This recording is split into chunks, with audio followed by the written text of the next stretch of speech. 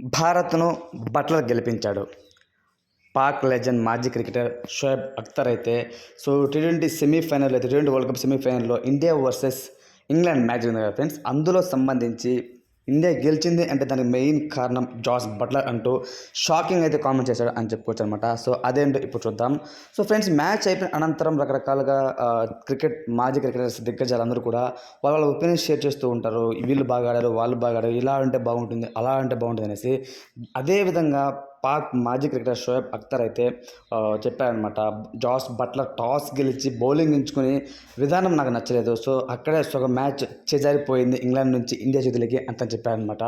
So ఏంటంటే first batting ఆడి 150+ score కొట్టుంటే ఖచ్చితంగా England గెలిచేది అంత చెప్పుకొచ్చాడు. కానీ తను ఎందుకు అలా బౌలింగ్ తీసుకొని నాకైతే అర్థం కాలేదు. సో ఏ కెప్టెన్ కూడా ఆ విధంగా చేయడు.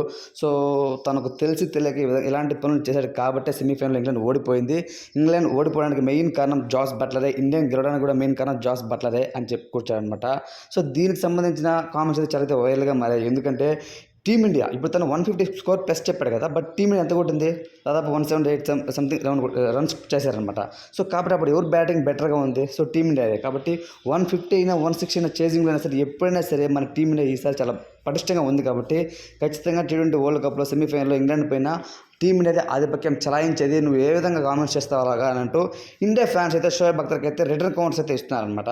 సో ఒక రకంగా చెప్పాలంటే షోయబ్ అఖ్తర్ చెప్పింది కరెక్టే అండి. అంటే టీమిండియా ఓడిపోతుందా గెలుస్తుందా సెకండరీ అనమాట.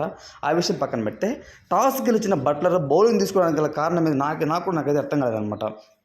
ఈవెన్ రోహిత్ శర్మ కూడా చెప్పాడు, సో నేను కూడా బ్యాటింగ్ తీసుకోవాలనుకుంటున్నాను, బట్ బట్లర్ కూడా నాకు బ్యాటింగ్ ఇచ్చాడు, ఐఎమ్ హ్యాపీ అంటూ తను చెప్పుకొచ్చారనమాట. సో దాని తర్వాత మీరు చూసే ఉంటారు ఏమైందో.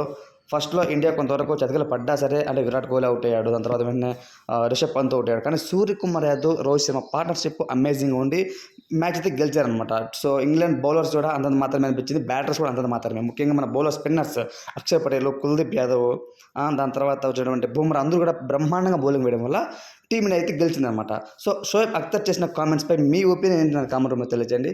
ఇలాంటి మరిన్ని వీడియోస్ కోసం మన ఛానల్ సబ్స్క్రైబ్ చేయండి, సపోర్ట్ చేయండి. Thanks for watching friends.